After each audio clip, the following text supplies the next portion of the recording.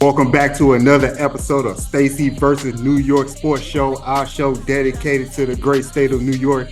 I am your main battler, Stacy Carter II, and this week is the introduction of the man on my left. You're right. Introduce yourself and where you from. I'm Tommy Rooney. I'm from DC. I'm excited to be here with Stacy. Excited to talk New York sports.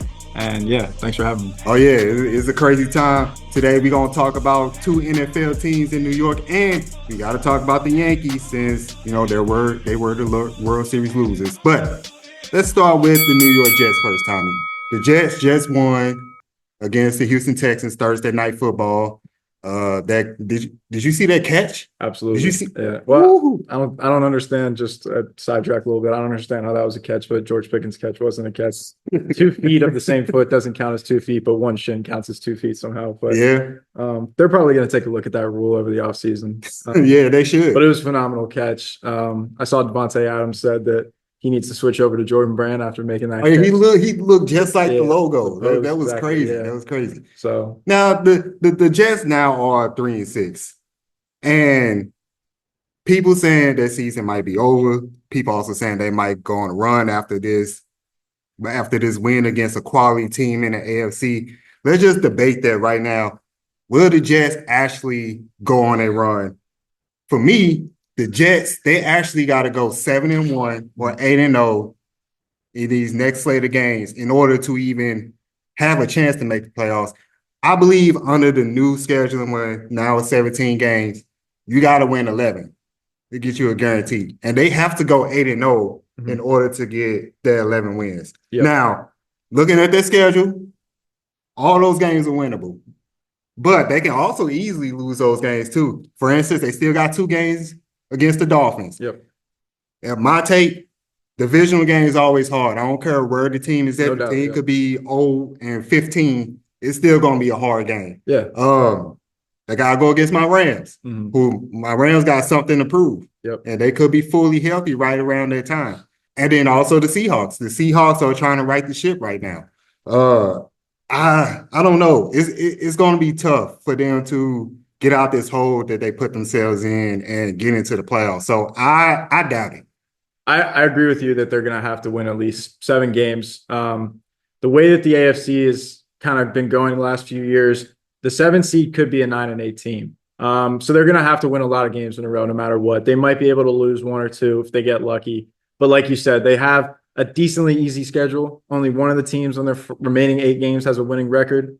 They got to play the Bills. That's the team with the winning record.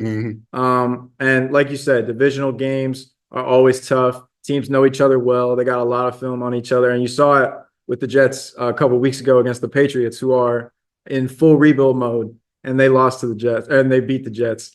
The Jets, though, I had a feeling about last night. I think that the Jets are going to go on a run here. Really? I do. I have some data here that I brought to the show. So I don't know if anybody remembers 2016, the Aaron Rodgers-led Green Bay Packers started out 2-6.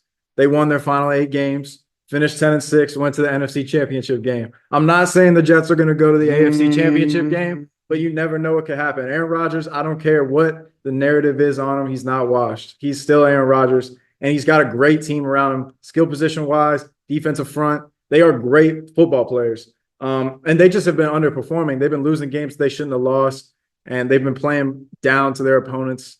Last night they showed that they can beat a legitimate team. Granted, Texans didn't have Nico Collins and Stephon Diggs. Right. So, that could have played a part in it, but you also got to take into account that the Jets defensive front really put the pressure on CJ Stroud. He did not play well last night. He didn't have his big time receivers to bail him out, but at the same time, he's supposed to be that guy. He's got to rise to the occasion if people are hurt. I have it here that CJ Stroud was pressured on 47% of his dropbacks last night, so that makes it hard, regardless if you're a good quarterback or not. If you're pressured on half of your dropbacks, he had 8 sacks, 1 fumble, and a lot of missed throws. His incompletion percentage is really high. So the Jets defensive front finally showed out. And like I said, they're a good unit. I think that you gotta I feel like the narrative kind of, even at halftime, and you heard it during the broadcast last night, the fans were chanting sell the team and all this other stuff, negative stuff. The Jets are cursed, all these things. you can't like a team's not cursed forever. Like I'm a big Steeler fan. I've watched the Bengals and the Browns, who were jokes for a majority of my lifetime. The Browns were decent. They beat the Steelers in the playoffs at home at Heinz Field a few years back with Baker Mayfield. Ran up the score on us too. So that was really hard for me to swallow because the Browns were supposed to be cursed. Same thing with the Bengals. Even though they're not playing as well this year, they were in the Super Bowl a couple years ago after winning 3 games like 2 years before that. So teams can flip the switch. And like I said, the Packers back in 2016 started 2-6, won the last 8 games. They got 8 games left. One of them has a winning record. Like you said, the Seahawks, the Rams, those are going to be tough games. I don't even know if they'd be favored in those games by that point. But they were favored last night against the Texans. And that was a little surprising to see. I think Vegas had some idea of what was going to happen in that game. But I think, like I said, the Jets have the players to go on a run here. Putting my credibility on the line. I think the Jets, even though that they've underperformed for the majority of the season, they definitely could go on a run. That was 2016. We talking about But I think that 2024 this, Aaron no, Rodgers. absolutely. But I think that this Jets roster around Aaron Rodgers Mhm. is better than that 2016 Packers team. Well, they show their record don't show look like it. Well, yeah. Well, I mean, they're both 2-6 at this point of the season. And also, interestingly enough, it wasn't the game that snapped the losing streak in that 2016 year, but it was the game after the Packers beat the Texans 21-13, which is the same score as last night. They beat the Eagles the week before that. But the Texans are a legitimate team. Packers got the best of them, or the Jets got the best of them. And I do think that this could be, like I said, a better roster around them. And Devontae, as number one wide receiver, you got Garrett Wilson. You saw what he can do last night. And he's getting to learn from Devontae. And he's also getting single coverage because Devontae is taking that ability away. But the last few seasons and Thursday Night Football on Prime showed this. Aaron Rodgers only averages 215 passing yards a game versus the 250s in like from like 2008 to 2019, 20, something like that. Yeah. And also, though, passing numbers are just down across the board from the few years back, 2016, those years. I don't think that this team has to rely on Aaron Rodgers, or I should say they shouldn't put too much on him because the AFC, I said this when Russell Wilson went to the Broncos, the AFC is a different beast now. Yep. The teams are better. Then you got the Kansas City Chiefs, who are the Patriots of this time, this era right now. So, like, I don't know. Like, Aaron Rodgers coming off that injury. Their offensive line is shaky. They're absolutely going to have to go on a really, generational type run, like 8 games in a row, maybe 7-1. And they're definitely nowhere near the level of the Kansas City Chiefs, Baltimore Ravens, Buffalo Bills. But they could get into the wild card spot, which is what we're talking about here. I think that, and they're really going to have to win 8-7 games to get to that wild card spot. But like the Packers in 2016, once you get into the playoffs, you never know what could happen. Yeah, we'll see. But real quick, let's say the Jets don't recover. Yep. Let's say this was a flash in the pan. Now, obviously, they're going to be looking for a new head coach. You think so? Yes. You don't like Ulbrich? No. They not. I like him as a person. When you burn 3 timeouts in one quarter, the first quarter, man, I agree. It's not gonna work out. I don't understand the thought process there. I guess they weren't on the same page. So, who should take that place though? I think that the number one name, not just for the Jets, for any team going into this year, is going to be Ben Johnson from Detroit, offensive coordinator. They've been the most electrifying offense of the season for like the past 2 years, and he's denied multiple head coaching offers to go to teams because of what they're trying to build in Detroit and get that ring. If they get a ring this year in Detroit, then he might be on his way out, or he might want to stay to get another one. But he's definitely going to have head coaching offers wherever he wants that are looking for a new head coach. I think that he would be a great fit. Another name that they might try to take a swing at is Bill Belichick, obviously the greatest coach of all time. He seems to be, I don't know if you saw his Halloween costume. He seems No, he's retired. Yeah, he seems to be enjoying the unemployed life. He's not really unemployed, but non-NFL coach life. Another name that I think will be something to watch out for, depending on how the rest of the season goes in Dallas, Big Mike McCarthy. Oh, no. he might be No. he might be reunited with his old quarterback and Aaron Rodgers. Mm. I mean, I still think that Mike McCarthy's a good head coach. I think the Dallas Cowboys just don't have the roster in place, which is a result of their general manager slash owner, to be able to be successful right now. And they've also been injured, but they haven't been able to get over the hump pre Mike McCarthy. So I don't think it's necessarily a Mike McCarthy thing or reason why that has happened. But like I said, he was with Aaron Rodgers for over a decade, majority of their careers together. So I could see that happening as well. And I also think that Salah was a good head coach. Like I don't think that he He should have was been fired. decent. I don't think He that was he deserved decent. to be fired. But I think first of all, I disagree with Mike McCarthy. 100%. But I do 100% agree with Ben Johnson. I think the Jets going forward going to need an offensive mind at their head coach spot because you're going to have Aaron Rodgers for big money next year. Mm-hmm. Now, also think that they should be in the store for a quarterback in the draft. But either way, you're going to have Aaron Rodgers starting. You're going to have Devontae Adams back. You're going to have Garrett Wilson. You're going to have Breece Hall back. You need an offensive coach that can put those pieces together and have that team going. Because I think defensively they're gonna be fine. But the offense is still, work to be done. Absolutely. I mean, Robert Saleh, he was the defensive head coach, not an offensive head coach. I honestly don't think that Ulbrich has any offensive experience either. I know he was defensive coordinator before being promoted to head coach, and then they demoted Nathaniel Hackett. So I think that Ben Johnson, if I was Ben Johnson, I would probably stay in Detroit or depending on what happens in Dallas, maybe go there just because it's probably going to be a huge contract. But I do think that Mike McCarthy is going to get a job somewhere if he's let go in Dallas. But I just want to respond to something you said. You think that they need a quarterback in this draft? Yes. I'm a big proponent of preparing for the future now. Especially when you have a quarterback that's aging like Aaron Rodgers. I wish my Rams would do that.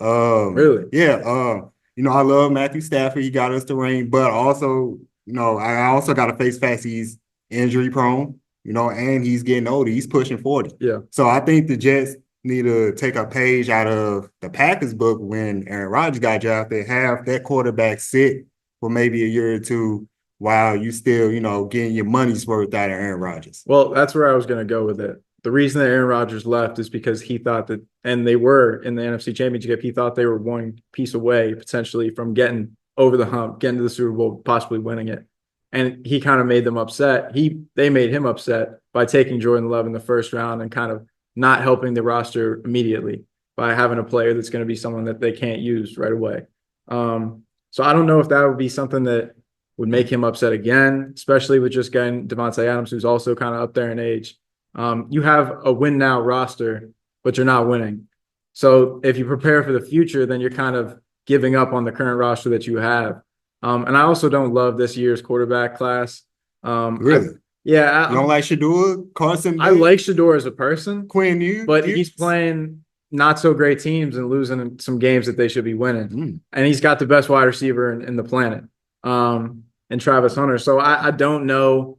And Quinn Ewers, I'm not too high on him either. Like, he could be good. I hope he proves me wrong. Same thing with Cam Ward. Like, I think that Cam Ward has been playing not so great. And especially just because of the fact that they barely beat teams that they should be blowing out, like Virginia Tech. And I don't know. I just am not too sold. Like, last year you were looking at the class, Caleb, obviously, Jaden Daniels. I think that those two were like, if I was the Jets before this year, like if this was the class this year, I would definitely be wanting to go get one of them. But this class this year, I'm just not too sold on it. I think, and especially when you look at Aaron Rodgers' cap hit, he's under contract till the end of 2025. He's got a $23 million cap hit. So you're basically, making him upset by drafting a quarterback, and then you're also not helping the team with this guy who you can't get rid of. And who you kind of went all in for. And I don't know how the fan base would take that either. So there's the Jets, if they can't turn this around, they're in a bad spot. Just as far as what they go into next year, kind of hoping will change. We'll continue to follow the Jets, see if they're going to actually make a playoff run. But we already knocked out now round 1, KO. Let's go to round 2 where we're talking about the Buffalo Bills. The Buffalo Bills are sitting towards the top of the AFC at a 6-2 record. Josh Allen is looking like a legit MVP candidate. So this question is simple, Tommy. Yep. The Bills have had playoff failure after playoff failure. Are they still legit Super Bowl contenders? I believe that they are. I believe that right now, as we said today, you can't say otherwise. However, that doesn't mean that two things can't be true and that they're not more of a contender than Kansas City or Baltimore. They played Baltimore this year. They got exposed on Sunday Night Football. You can't say that they're going to be a team that would be favored in a playoff matchup against Kansas City or Baltimore right The now. Ravens just lost against the Browns. That's true, but every team's got to have a one bad game. And if it's a head-to-head matchup and you're going to say, are these two teams going to play in the playoffs? Who would you rather, go against, or who would you pick in that game? They got exposed. It was like a 30-point game on Sunday Night Football in prime time. That's a game that you got to get up for. So I don't know. I feel like right now, the way that the Bills are playing, you have to respect the fact that Josh Allen has fixed the turnover problem, like we talked about earlier. Right now, I think that the addition of Amari Cooper is only going to make them better as time goes on. Like he's only been there a week and a half. He's only going to get more, chemistry with Josh Allen. And like we talked about, that's going to free up Keon Coleman. It's going to make the safeties have to respect the passing game, so they can't come in crowd the box. And I do think that the offense can take a major step forward with Amari Cooper being added. He's an all-pro wide receiver, perennial Pro Bowler. And so like Josh Allen being your leader of your team, he's a dual threat quarterback. You gotta respect the Bills. I would say you'd be wrong if you weren't saying that they're a Super Bowl contender right now. First of all, let me shout out to James Cook, who's on all three of my fantasy teams, doing a great job right now. Shout out to James Cook. To answer the question, oh yes, I think they're a legit Super Bowl contender this year. I think they're the only team in the AFC that has shown dominance, or at least flashes of dominance. I looked at their box scores throughout the season so far, and 5 of the wins they got, they allowed 10 points. Just 10 points to their opponent. Defense is a lot better this year. Yeah. Matter of fact, no team that they played this year has scored 30 on them. No team. And I think that, along with getting Amari Cooper, and then you got Josh Allen cutting down on those turnovers, going from 18 to 1 is amazing. That does seem like a good recipe to go to the Super Bowl finally.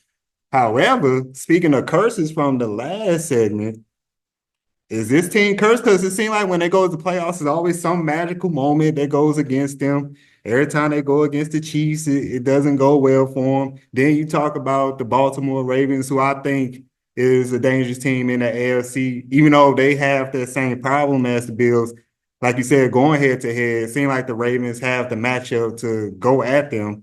So I'm still kind of weary about them in the playoffs, but I think that they still overall Super Bowl contenders. I wouldn't say curse. I'd say it's more similar to just you got to knock off Kansas City Chiefs. We watched it for the previous decade with the Patriots and Tom Brady, and the Ravens with Joe Flacco, the Colts with Peyton Manning, Steelers with Big Ben. Like all those teams were really good, but it would be hard to beat the Patriots in the playoffs because they were just the favorite every time there was a playoff game.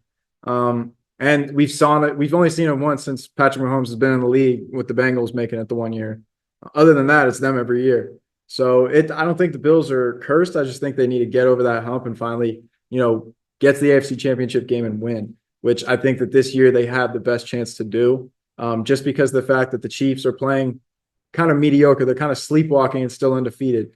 Patrick Mahomes has the worst stats of his career. Travis Kelce has the worst stats of his career since maybe his rookie year. And they're still undefeated. So that kind of shows how dominant they really are, and their defense is playing great. But I think the Bills have the best chance this year that they've had in the Josh Allen era to really cement themselves and actually get over that hump. But like we were just talking about, also the Ravens. And I think that they have the best team that they've had in the Lamar Jackson era with the addition of Derrick Henry, obviously. So it's going to be hard, but I do like the Bills' chances. I think that they are definitely a Super Bowl contender. Josh Allen, MVP. People have been bringing his name up. Some people think that he's, number one as far as MVP rankings. In my opinion, I don't think so. I think those spots goes to Lamar Jackson, and then I would give it to Derrick Henry. So 2 Ravens. Yes. which is crazy enough in itself. But Lamar Jackson stats versus Josh Allen stats. Lamar Jackson has him beat in major categories: passing yards, Yeah. touchdowns, and then we already see his rushing stats. Yeah. And then you got Derrick Henry, who's on pace for 2,000 yards, which is crazy in today's times, whereas it's short game passing and just passing in general. Absolutely, yeah. I have those two above Josh Allen. I have Josh Allen 3. Is Josh Allen your number one pick for MVP right now?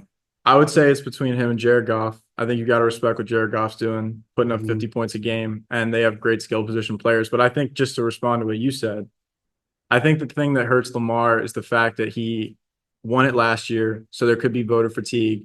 You don't see it. I wonder. You don't see it, although we did see it with Aaron Rodgers winning it multiple years in a row. 4. But I think that voters could get tired of the same guy winning it multiple years in a row. So not that that is the determining factor, but I think that could hurt his chances a little bit. There's also the thing that Josh Allen's never gotten one, and he's played great football year after year, but he hasn't gotten an MVP. And so I think that that could be something that helps his case. And then finally, Lamar got Derrick Henry, which I think helps, like we were just talking about, open up the offense. And teams have to respect the run because they've got the best running back in the NFL. So that kind of frees up guys for deep shots and opens up passing lanes and play action and stuff like that. But the other thing with the Bills is that they lost all-pro wide receiver and Stephon Diggs, and Josh Allen got better. So you kind of have to respect that when you're talking about his evolution as a quarterback. A lot of people thought he was going to regress, and he's gotten better and fixed the turnover problem. And the team's first in the division. So I think that all of those things kind of go into why he's currently the favorite. But like I said, Jared Goff also, as long as the Lions keep playing like this, I think he's going to be. You don't have Jared Goff over Lamar Jackson, do you? Right now, I do. What? Yeah. Just because of what I just said, I don't think that that's Lamar, because of the fact that he got Derrick Henry, I don't think Lamar is going to win again. Not that he has anything to do with that. Not that is something. Jared Goff got 2 running backs over there. They're not Derrick Henry though. They're not Derrick Henry. I just feel like you can't have. I feel like you can't have two of the top MVP candidates on the same team because one of them is being helped by the other one. You know what I mean? So it kind of equals them out. And not that the Bills are a bad team, but going into the season, there were some doubters because of the fact they lost Stephon and they didn't have a true number one wide receiver, and he's still putting up these crazy numbers. And the Lions, also a great team, but they're putting up 50 points a game. And they're number one in the NFC. I think that you got to respect that as well. I don't think they're going to do that every week going for the rest of the year, but just right now, halfway through the season, I think the Jared Goff's name's got to be up there. But no Lamar hate from me. I love Lamar. I also love Derrick Henry. I hate the Ravens, so it kind of sucks that they're doing so well. But I think that those guys you have to respect. And when it really comes down to what matters is playoff success. The reason that they went and got Derrick Henry is because in the playoffs against the Chiefs last year, they couldn't run the ball. And he's the best running back in the league, and he's having a renaissance season. A lot of people thought he might be washed with the Titans the last few years. He's not at all. He's got, like you said, 2,000-yard rusher, and he's running people over week after week. So I think they're going to be scary once playoffs come around. And the Steelers got to play him twice still. So I'm a little worried about that. Well, Buffalo, he's on your side. I'm not. But let's go ahead and go to the final round. We got to talk about the Yankees. Tommy, they lost in the World Series in 5 against the Dodgers, which Professor Stonsky in the back is celebrating. And me too, because I'm a Dodgers fan too. Yep. Shout out LA. Yeah. I mean, overall, they had one hell of a season. Yep. Getting to the postseason, getting Juan Soto, having Aaron Judge probably win the AL MVP, unanimous maybe. Let's talk about our reactions to the World Series. I picked the Dodgers to win in 7. Okay. I was surprised that the Yankees lost in 5. I was really looking forward to the series to go wire to wire, to go the distance, going back, watching the Dodgers win in LA. But for the Yankees to bow out in 5 games like that, it was, again, surprisingly, Aaron Judge struggled. He did. The whole postseason. I remember when I was talking on Bases Loaded on Stacey on Sports, Giancarlo Stanton was actually leading them in home runs. Yep. Aaron Judge only had 2 going into the World Series, and for the total picture of the playoffs, he only hit 184. And then the Yankees, their bullpen, the relief pitching was awful. Yeah. I thought going in that the Yankee starters would do okay, but the reason why I picked the Dodgers over the Yankees because I didn't think their pitching could be sustained against that all-star lineup. And we see what Freddie Freeman did to him. So, I mean, I was surprised about them losing in 5, but I don't think that there's total shame in losing to the Dodgers, who year in and year out, they're the best team, at least in the regular season in Major League Baseball. And, they had the roster. Like I said, when you get Shohei Ohtani for $700 million, not even at full strength either. Yeah, not even at full strength. You got to win the World Series. Yeah, I mean, you hit on it. I think that the difference maker in this series was Freddie Freeman, no doubt. He won MVP of the World Series, homered in the first 4 games, walk-off, grand slam in game 1. When a guy's in the zone like that, especially if your stars are underperforming, like you talked about, Aaron Judge, it's tough to overcome that. They won game 4. There was a glimmer of hope after that, and they were up 5-0 in game 5. And I'm thinking maybe they could go on a little run here. I'd check and see what their betting odds were to maybe I could hit a little bet here if they come back. But it all fell apart. And I just think that, like you said, the relief pitching was something that was a concern going into the series. When we were going to do the show last week before you had to call out for being sick, I literally wrote that was my notes that the most major concern was the relief pitching. And it proved to be true. I think that these two teams are going to be good again next year. However, the thing that we got to watch is where Juan Soto will go. Oh, yeah. Is he going to stay with the Yankees? If he does, these teams could be right back in this place this time next year. But like I said, Freddie Freeman, ultimate shout out to him. He played phenomenal. It was one of the most legendary World Series performances of all time. I think that the Dodgers could be right back in this position again next year, winning it. I don't know who's going to come out on the other side if the Yankees lose Juan Soto, but the Dodgers should be the favorites going in next year again. Speaking of Juan Soto, do you think he should go back to the Yankees? I mean, I think he should.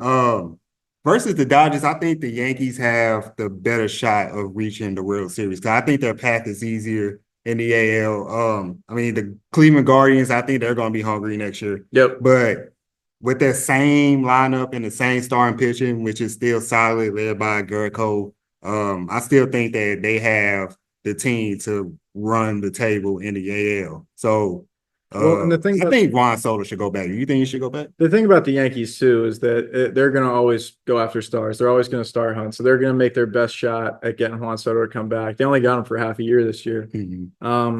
Report came out today that he's probably going to get somewhere in the $600 million range, which is a wild amount of money. The Yankees have it. They're the Yankees.